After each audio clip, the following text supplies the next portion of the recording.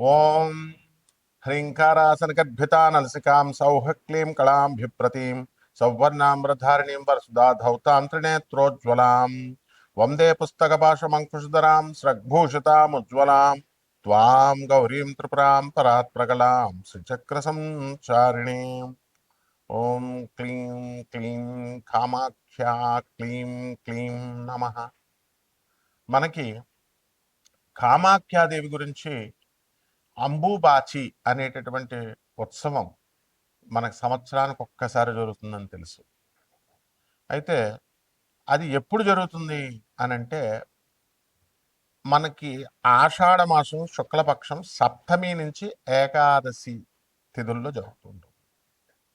అయితే అమ్మవారు ప్రతి నెల కూడా రజస్వలవుతుంది, మనకి బహిష్ట అవుతుంది.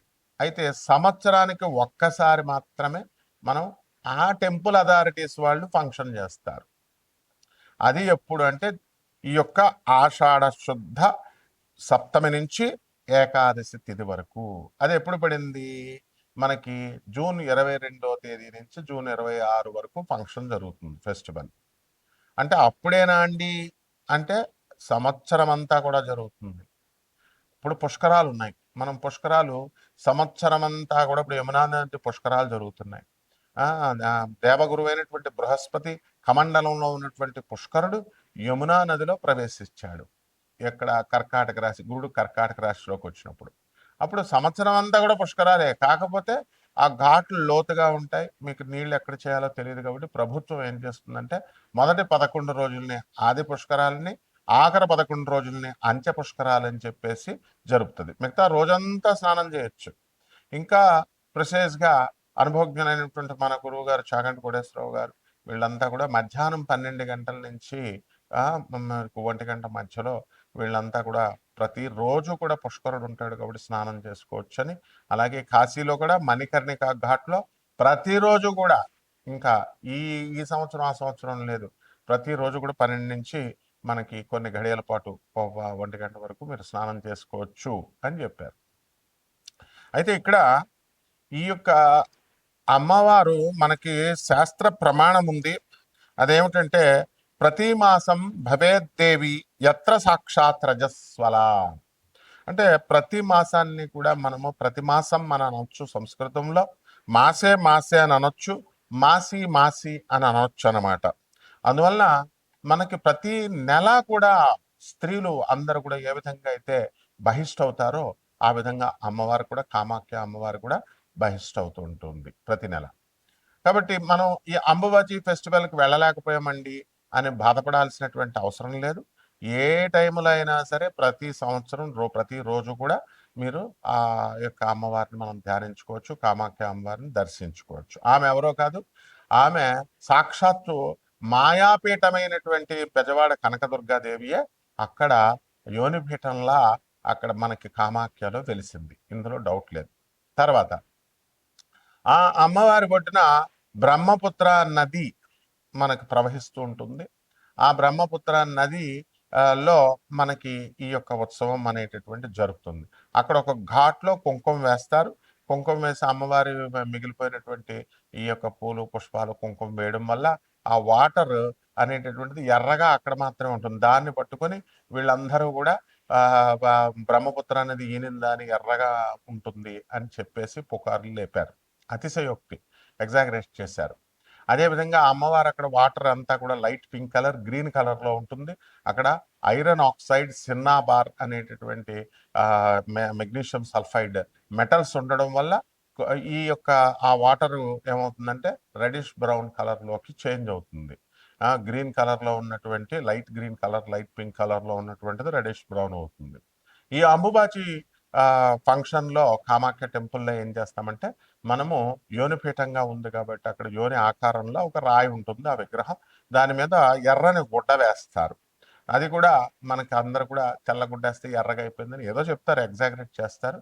మామూలుగా అప్పుడు అక్కడ గౌహతిలోనే కాదు, శక్తి క్షేత్రాల అమ్మవారి క్షేత్రంలో మెరిసేటటువంటి ఎర్ర అది తలకు కట్టుకుంటాం కదా, అలాగా జెండాలకు వేస్తాము. ఆ షైనింగ్ వచ్చేటటువంటి రెడ్ క్లాత్ ఆరెంజ్ కలర్లో ఉన్నటువంటిది వేసి కప్పుతారనమాట.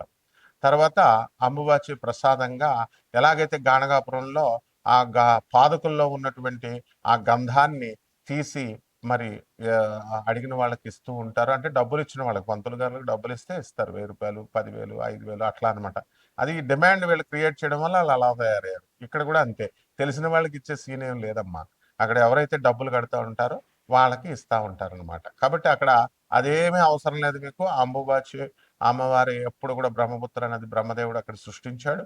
ఆ వాటర్ అక్కడ ఒక స్ప్రింగ్ ఉంటుంది, అంటే వాటర్ ధార, నీటి ధార ఆ అంబుబాచి అమ్మవారి కామాఖ్య టెంపుల్ లోపల అది ఆ యోనిపీఠం మీదగా స్రవిస్తూ ఉంటుంది, ప్రవహిస్తూ ఉంటుంది. ఆ వాటర్ని కొంచెం తీర్థం కింద మనం తాగుతాము. అక్కడ కామాఖ్య టెంపుల్లో 64 యోగిని గణాలు, తర్వాత అష్టాదశ శక్తి పీఠాల దేవతలు, మొత్తం సమస్త శక్తులు అందరూ కూడా ఉన్నారు. దశమహావిద్యల అధిష్టాత్రులైనటువంటి తార, మహాకాళి, చిన్నమస్త, త్రిపుర భైరవి, బగళాముఖి, తర్వాత రాజశ్యామల అంటే మాతంగి, తర్వాత భువనేశ్వరి, కమలాత్మిక, ధూమావతి అండ్ షోడసి లలిత అమ్మవార్లందరూ కూడా అక్కడ ఉంటారు.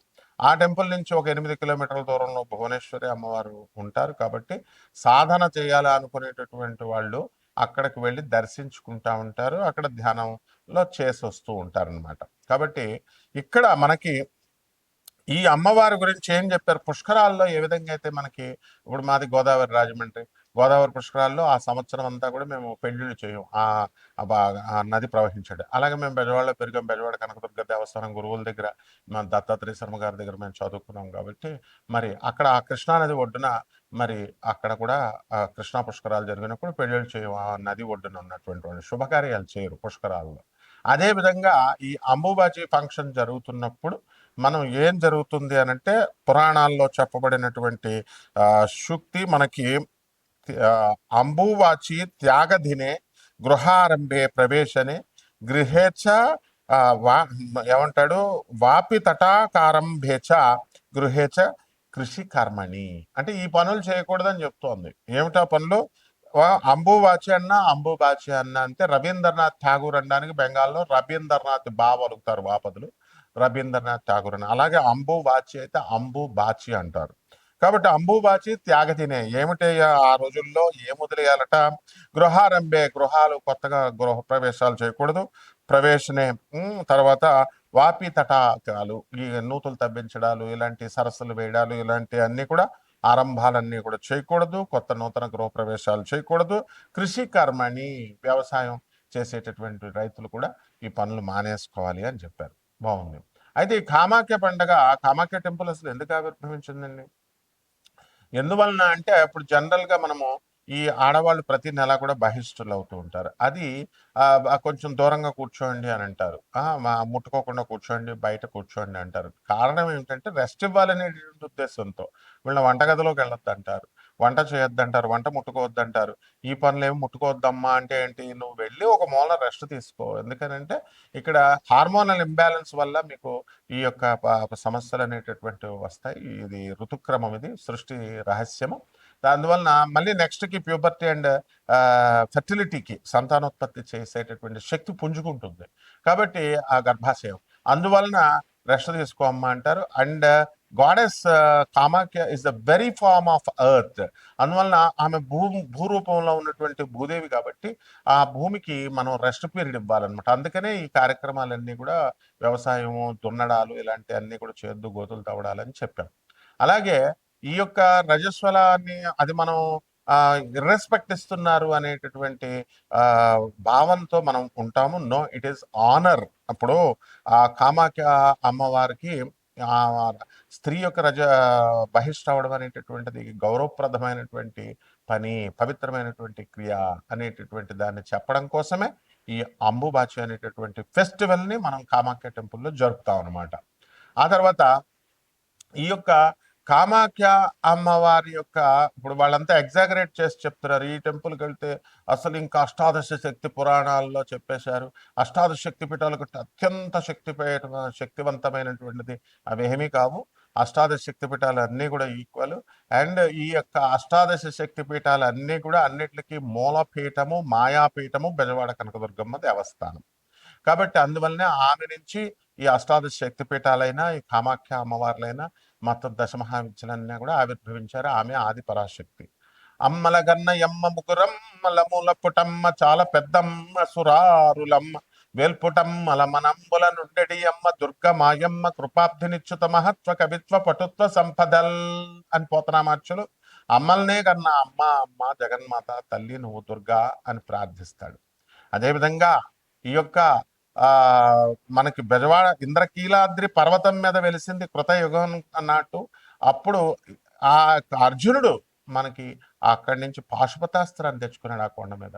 కాబట్టి ఆ బెజవాడ కనకదుర్గమ్మ దేవస్థానం ఎలాంటిదో, ఈ శ్రీశైలం అమ్మవారు భ్రమరాంబ ఎలాగో, కాళహస్తి జ్ఞానప్రసూనామ్మకి ఎలాగో, అష్టాదశ శక్తిపీఠాల దేవతలు ఎలాగో, ఈ ఈ యొక్క కామాఖ్య అమ్మవారు కూడా అంతే శక్తివంతమైనటువంటిది. ఆమె అక్కడ వెలిసింది కాబట్టి ఈ పీఠం ఎక్కువ ఆ పీఠం తక్కువ అనేది మనం చెప్పుకోకూడదు. అట్లాగా డిస్టింగ్విషన్ డిస్క్రిమినేట్ చేయకూడదు. ఇది కూడా ఎగ్జాగరేషనే అవుతుంది. కాబట్టి శాస్త్రం ఏం చెప్తుంది, మాయాపీఠం అది అమ్మవారు జ్ఞానినామ చేతాంశ దేవి భగవతి సా బలాదకృష్య మహాయ మహామాయా ప్రయచ్చది అని చెప్తుంది. జ్ఞానులు సైతం మాయలో పడేస్తారంటుంది. యా దేవి సర్వభూతేషు మాయారూపేణ సంస్థిత నమస్తస్యై నమస్తస్యై నమస్తస్యై నమో నమః అన్నారు. మాయలో మాయ రూపంలో ఉన్నటువంటి ఆ శక్తి నుంచి సృష్టించబడినయే ఈ అష్టాదశ శక్తిపీఠాలు. 51 శక్తిపీఠాల్లో ఒకటైనటువంటి కామాఖ్య కూడా.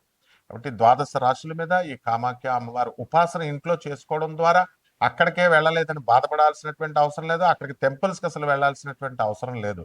అందరూ కూడా ఏంటంటే ఎంకరేజ్ చేసేస్తున్నారు, టెంపుల్స్కి వెళ్ళండి టెంపుల్స్కి వెళ్ళండి. అప్పుడు ఆ మధ్య అరుణాచలాన్ని ఎంకరేజ్ చేశారు, అంతకుముందు షిరిడీని ఎంకరేజ్ చేశారు, ఆ తర్వాత కాశీ మించింది లేదన్నారు. అంటే సంవత్సరానికి ఒక టెంపుల్ ఫేమస్ అవుతూ ఉంటుందా? వీళ్ళ పర్పజల్ చెప్పేటటువంటి వాళ్ళ పర్పజల్ సర్వ్ అయినప్పుడు వ్యూస్ మీరు బాగా చూస్తూ ఉంటారు కాబట్టి వేరే దేవస్థానం గురించి చెప్తూ ఉంటారు. కాబట్టి దేవాలయాలకు వెళ్ళాల్సినటువంటి అవసరం లేదు. ఆ విగ్రహం అనేటటువంటిది ప్రతిబింబం అన్నమాట. ఆ దేవతకి ప్రతిబింబం ఇంట్లో చేసుకోండి. ద్వాదశ శక్తి పీఠాలన్నింటికి కూడా ద్వాదశ రాశులు వారు ఏ విధంగా ప్రభావితం చేస్తాయి అష్టాదశ శక్తి పీఠాలు, ఈ కామాఖ్య టెంపుల్ అనేటటువంటిది మనం ఒక్కొక్క రాశి వారీగా చెప్పుకున్నాం. మకర రాశి. ఈ మకర రాశి వారికి అందరికీ కూడా మనకి అష్టమంలోకి శుక్రుడు జూలై 4వ తేదీ 2026 సంవత్సరం నుంచి రావడం జరుగుతుంది. ఆ కారణంగా మీరు భార్య భర్తల మధ్య భార్యల వలన కొంచెం హెరాస్మెంట్ అనేటటువంటిది ఎక్కువగా చాలామందికి జరగడానికి అవకాశాలు ఉన్నాయి. అలాగే మీ అత్తగారులతోనూ వాళ్ళతోనూ ఇతర స్త్రీలతోనూ కాస్త ఇబ్బందులు బాగా ఎదుర్కోవడానికి అవకాశాలు ఉంటాయి. అవమానాలు, స్త్రీల వలన అవమానాలు అనేటటువంటిది మీకు జరగడానికి అవకాశాలు ఉన్నాయి. అదేవిధంగా ఈ యొక్క కేతువు మనకి సింహరాశిలో ఉన్న కారణంగా మీకు సెక్లూడెడ్గా ఒంటరిగా ఉండడము, తర్వాత వైరాగ్యంతో నిండి ఉండడము, ఆత్మహత్య చేసుకుంటే బాగుంది మనకు పనులు అవ్వట్లేదు అనేటటువంటి ఆలోచనలు రావడము, ఈ విధంగా మీకు ఉండడం అనేటటువంటివి జరుగుతాయి. అలాగే చేపల రొయ్యల చెరువుల బిజినెస్లు మీరు చేయడం జరుగుతుంది. అలాగే సినిమా రంగంలో ఉన్నటువంటి వాళ్ళందరూ కూడా మంచిగా వృద్ధి చెందడానికి, సొంత ఇళ్ళు కట్టుకోవడానికి దానికి అవకాశాలున్నాయి. ఏమంటే మరి మామూలు ఉద్యోగస్తులం మేము, మా పరిస్థితి ఏంటండి అంటే, అందరికీ కూడా మనకి చక్కటి అవకాశాలనేటటువంటివి మీకు ఈ యొక్క అంబుబాచి ఉత్సవం కామాఖ్య టెంపుల్ దగ్గర నుంచి అది దాటిన తర్వాత నుంచి మీకు ఇప్పుడు జరుగుతుందిప్పుడు. కాబట్టి అనేకమైనటువంటి పనులు ఏవైతే పెండింగ్‌లో ఉండిపోయినాయో, ఆ పెండింగ్‌లో ఉన్నటువంటి అన్ని పనులు కూడా మీరు పూర్తి చేసేసుకోవడం అనేటటువంటిది జరుగుతుంది. సోషల్ మీడియాలో ఉన్నటువంటి మీకందరికీ కూడా ప్రమోషన్‌లు రావడానికి అవకాశాలు అధికంగా కనబడుతున్నాయి మకర రాశి వాళ్ళు ఎవరైతే ఉన్నారో. అలాగే భార్యాభర్తలు ఇద్దరు కూడా వేరే వేరే ఊరల్లో పనిచేస్తున్నటువంటి వాళ్ళందరికీ కూడా వాళ్ళకి ఒకే చోటకి ఇంతకాలం మేము కలిసి ఉండలేకపోయాము అనేటటువంటి వాళ్ళకి కలిసి ఉండేలాగా అందరికీ కూడా ఒక చోటకి అవకాశం అనేటటువంటిది లభించడం జరుగుతుంది. అదేవిధంగా ఈ యొక్క సోదరులు మనకి జూలై 27th తర్వాత శని వక్రిస్తున్నాడు. అందువలన సోదరుల డెవలప్మెంట్ అనేటటువంటిది మీకు బాగా అధికంగా కనబడుతుంది. అండ్ నెంబర్ 1 పొజిషన్లోకి మీరు అందరూ కూడా వెళ్ళడానికి అవకాశాలు మీకు బాగా కనబడుతున్నాయి. కాబట్టి ఈ రాశి వారికి అందరికీ కూడా ఉద్యోగాలు లేనటువంటి వాళ్ళకి ఉద్యోగాలు వస్తాయి. అలాగే విద్యార్థులు ఎవరైతే మీకు చదువుల్లో వెనకబడిపోయామని అనుకుంటున్నారో అటువంటి వాళ్ళందరూ కూడా మళ్ళీ ఉద్యోగాల్లో మీకు చదువులు బ్రహ్మాండంగా వెళ్ళడము, ఇంకా మంచి మంచి పై పొజిషన్స్కి వెళ్ళడం అనేటటువంటివి జరుగుతాయి. ఉద్యోగస్తులు ఎవరైతే ఉన్నారో అటువంటి వాళ్ళకి టీఏలు, డిఏలు, అరియర్స్‌లు ఇవన్నీ కూడా మీకు వచ్చేయడం జరుగుతుంది. కేవలం ప్రభుత్వ ఉద్యోగస్తులే కాకుండా ప్రైవేట్ ఉద్యోగస్తులు కూడా మీకు బయట మంచి ఆఫర్స్ రావడానికి అవకాశాలున్నాయి. పరిహారాలు ఏం చేసుకోవాలంటే, మనకి అష్టమంలో ఉన్నటువంటి శుక్రుడు, కేతుడు ఇద్దరూ ఫ్లాప్ అయిపోయారు కాబట్టి శుక్ర జపం చేయండి, శుక్ర స్తోత్రాలు చదవండి. శుక్రుడికి కిలోంపావు బొబ్బర్లని తెలుపు రంగు వస్త్రాల నుంచి పేద బ్రాహ్మణులకి మనము శుక్రవారం నాడు చక్కగా మనము దానం చేసుకోవాల్సినటువంటి అవసరం ఉంది ఉదయం 6 గంటలకి. అలాగే దశమహావిద్యల్లో ఒకటైనటువంటి కమలాత్మిక అమ్మవారి యొక్క హోమాన్ని, ఆ అమ్మవారి యొక్క మంత్ర జపాన్ని మీ ఇళ్లలో చేసుకోవడం ద్వారా బ్రహ్మాండంగా ఉంటుంది. అంతేకాదు కేవలము ఈ యొక్క రావి చెట్టుని ఖచ్చితంగా మీ ఇంట్లో పెంచాల్సిందే. అలా ఆ విధంగా రావి చెట్టుని కనుక పెంచినట్లయితే బ్రహ్మాండంగా రావి చెట్టు మొదట్లో లక్ష్మీ నారాయణులు ఉంటారు. ఆ విధంగా మీకు వారి యొక్క ఆశీర్వాదం అనేటటువంటిది చాలా సులభంగా లభించడం జరుగుతుంది. శుభమస్తు.